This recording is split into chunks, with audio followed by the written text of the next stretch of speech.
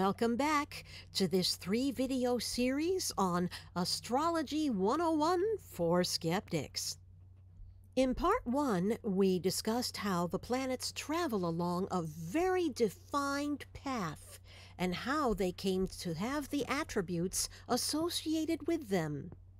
In part 2, we covered the concepts of precession and sidereal time, which, if you don't account for them, has historically made horoscopes very confusing. When you do make those adjustments, you get much more accurate results. In this video, I'm going to explain what is a rising sign, or ascendant, and how it's even more important than your sun sign. Some skeptics might ask, well, where is the Earth in a horoscope? Why isn't that mentioned? That's what the ascendant is for. It's the stand-in for Earth. The Earth, as shown by the rising sign, is where you have incarnated in this body to have all of these experiences in this lifetime. The rising sign is the real driver of everything that's happening for you, and I'm going to show you how. Now here you are, standing on Earth. Imagine that you are facing north. Just like on a map, east is going to be to your right, west will be to your left. Half of the zodiac constellations that are right in front of you are not visible to you from your perspective because they are behind the Earth from your perspective. The other half of them are high in the sky. You can see them because the Earth's axis is tilted toward them. Since you're facing north, the constellations above you will be wrapping around your shoulders behind you. Now turn your head toward the east where the sun rises. That's the first constellation you can actually see. Because the Earth always rotates in the direction of east, it makes it look as though the constellations rise from there to travel across the sky throughout the day. A different zodiac sign will rise in the east, changing every 2 hours on average. Now here's what happens. At the moment you are born, you take your first breath, the umbilical cord is cut, and your body has to live independently of your mother. Bam! Now your soul has taken up residence in your body. Now your spirit has taken physical form. That's the moment that starts the clock on your karmas for why you have incarnated in this lifetime. What are those karmas? Well, that's where the houses come in. You already know there are 12 signs. Well, there are also 12 houses, each governing a particular area of life. Whichever constellation was in the east at the time you're born, that's the first of the 12 houses. It's the house that's all about this physical body where you've incarnated to have all these experiences. Each subsequent house will land on all the other zodiac signs in order, following on from that first one. While the signs will show you what those areas of life will feel like to you, it's the houses that show you what you're actually doing. In fact, Indian astrology puts more emphasis on the houses than on the signs and defines you by your rising sign as the starting point, not your sun sign. And it's the time of day that determines what your rising sign is, not the day of the month you were born on. Let's say you were born with a rising sign of Cancer. It's there in the east. That's the first house of your physical body. Doesn't look much like a crab, but it does look like a crab's claw. I can see that. How do your other horoscope houses fall out from there? What's the next sign after Cancer? Leo. Notice how Leo is just below the horizon. It hasn't risen yet, but it will in a couple of hours. If you're a Cancer rising, Leo covers your second house. After you're born in the first house, the second house shows the family you're born into, the resources they had for taking care of you, and the values you developed from that, from which you also develop your self-esteem. Coming after Leo is Virgo. For a Cancer ascendant, this will become your third house of curiosity. Notice we're still below the horizon. These first batch of signs and houses are on the nighttime side of the earth from where you're standing on it. After the second house has given you the foundation, the third house is where you're exploring things about yourself and the world around you, trying stuff out. This house is also about competition, how you measure yourself against your peers, and about siblings if you have them. Because who are the first people with whom we compete for our parents' attention? Brothers and sisters. What's next after Virgo? Libra, which now becomes your fourth house of private life. This is the midnight hour, and it shows the most interior part of you. When it's nighttime and you're furthest away from the activity of the day, how good is your ability to check in with yourself, process things that have happened, figure out who you really are, apart from other people's expectations of you? There's a world where I can go and tell my secrets too, in my room,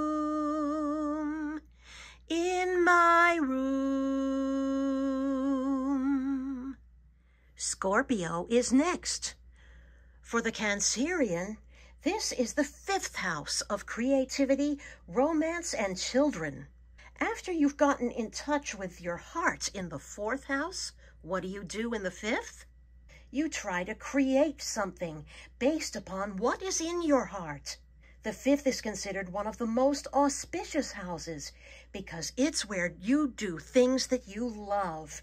Romance and children are a natural extension of that, including the children that are our projects, because that's your baby. After Scorpio comes Sagittarius. This is one of the harder houses, the sixth of hard work, debts, and enemies. Following on from the fifth, ideally, you want to be doing something that you love so much that you don't mind the work you have to put into it. But how many of us are actually doing that? Are you slogging your way through thankless toil just because you need the money, but your heart really isn't in it? If so, it's really hard to feel grace coming through here. And let's be real, when we're doing things we love, we also tend to put a lot of money into them. Hence the debts we may end up running up. And we may find ourselves at loggerheads with enemies. Why? Because we're not doing what they think we ought to be doing, or vice versa. Your sixth house is going to show you where these adverse influences are likely to come from and how well, or not, you handle them. Coming around to Capricorn, you find the seventh house of marriage and partnerships. Now we're on the west side of the sky, the sunset side. If Cancer is rising in the east, Capricorn becomes the sign exactly opposite. This is the sign and house that is furthest away from you as a physical being. Here's where you'll find the energy that's most unlike you. Most people will try to integrate their opposite by marrying someone who embodies that. After you've had the fun and romance in the 5th, the 6th house is where you might be trying to find reasons why the relationship might not work long term, where you're looking for red flags and deal breakers before you sign a contract. If you can get past that, congratulations, you can formalize it in the 7th. This also applies to business partnerships. Ideally, you want to pair up with someone who is good at most of the things you're not. The remaining signs in houses 8 through 12 are on the daytime side of the sky. They are not hidden behind the earth from your perspective. They are high in the sky above you. After Capricorn, what's next? Aquarius, which will be the 8th house for a Cancerian. Like the 6th, this is another difficult house. It rules sudden breaks and changes, up to and including the death of people close to you and any inheritances that might result from that. This is not necessarily about your own death. It's about the death of others in your life. Why does this make sense coming after the 7th house of marriage? Because once you're married, what often happens? Now you've got to do the hard work of maintaining that relationship, which can often feel like you're frantically trying to control something that can't be controlled. You might be tempted to delude yourself into thinking you can just coast. You might want to think this is the one thing you don't have to worry about. The 8th house is where all your illusions about that get shattered, whether it is in a marriage or in another facet of life. Somebody might turn out to not be who you thought they were. Observe also how the 8th house is opposite to the 2nd house. If the 2nd house is where you can find your sense of security, the 8th is where you can't feel secure about anything. After all that, you need a light at the end of the tunnel, don't you? That's where the 9th house comes in, which for the Cancerian will fall into Pisces. This is the house of higher wisdom teachings, considered the most auspicious house of all, because after you've been kicked to the curb by circumstance, you need to find some kind of meaning in what happened, so you can turn that into a survival guide for yourself and for other people. This house shows you the teachers you've had throughout your life, some of them religious. Did they give you valid teachings? Or were those teachings corrupt in some way? It also shows your capacity to be a teacher yourself. Notice also how the 9th house is opposite the 3rd. If the 9th house is where you are accepting faith, the 3rd is where you question faith. 3 signs and houses to go. The 10th house is the house of career, which for the Cancerian is covered by Aries. This is the high noon part of the sky, therefore it's your highest public profile. It shows you how well you handle responsibility and pressure. If the 4th house, which is directly opposite, is the most private part of you, the 10th is the most publicly facing part of you. Now the 10th and 11th houses often get confused.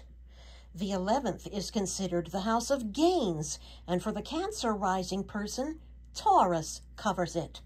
This is possibly the trickiest, least understood house of all. It shows you the highest ambition you want to achieve in this lifetime, which may not necessarily be the same as your career in the 10th. Ask any actor who's waiting tables for a living. They'll tell you that their job is not who they are. If you have to bifurcate yourself like the actor waiting tables, how long can you sustain that before it takes too great of a toll? The 11th also shows you the friends in high places who may be able to redeem you from that scenario. Here is where you have to ask yourself, is my highest ambition only about satisfying my own ego, about gaining accolades and prestige, and how ruthless do I have to be to get there? Because you might find out, once you've got what you think you want, you might find that it's not all it's cracked up to be.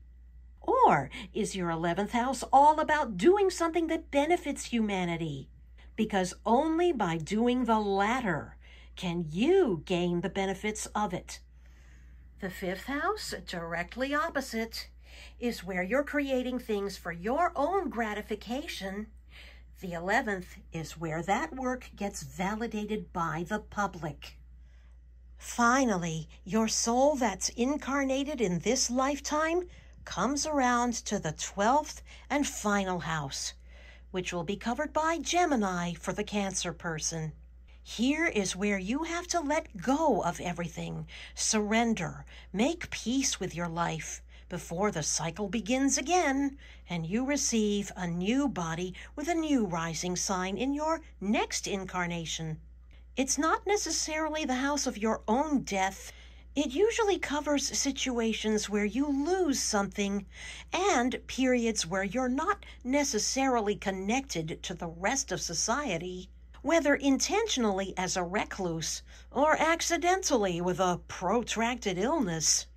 If you're actively fighting with someone in the 6th, the opposite house, the 12th, is where you're letting your soul rest.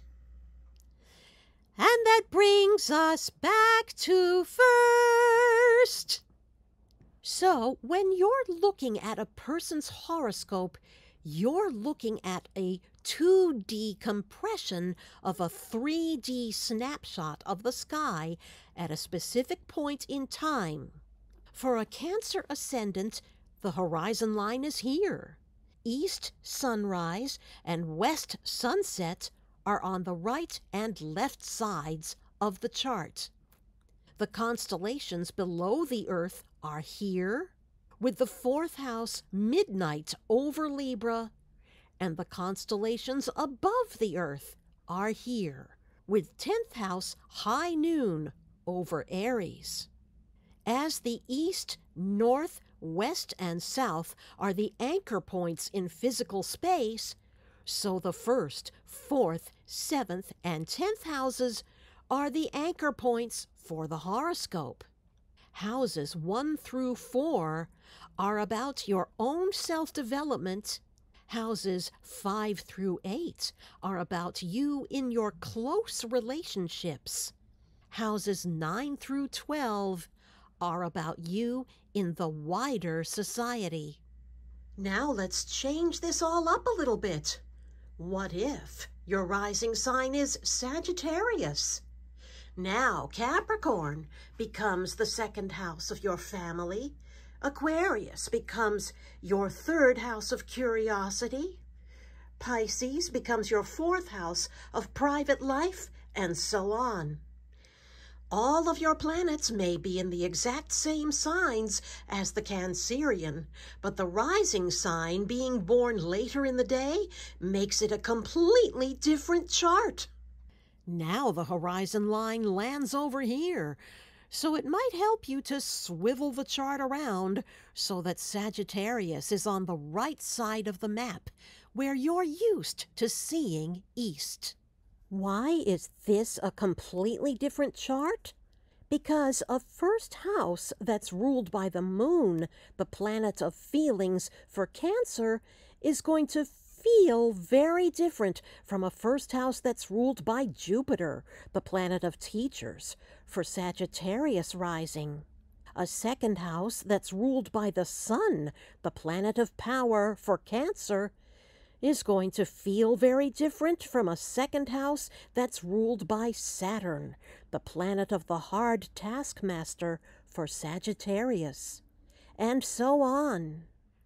So you see, a horoscope is not just about your personality. It gives you a structure for how to live your life, whether you're a Cancer, Sagittarius, or whatever rising sign you may be. So I hope this was helpful for giving you the lay of the land, or lay of the sky, for when you want to understand the courses you didn't even know you'd signed up for here at Earth University. I'm Rosanna Tufts from wisdomofthecosmos.com, and we'll see you next time.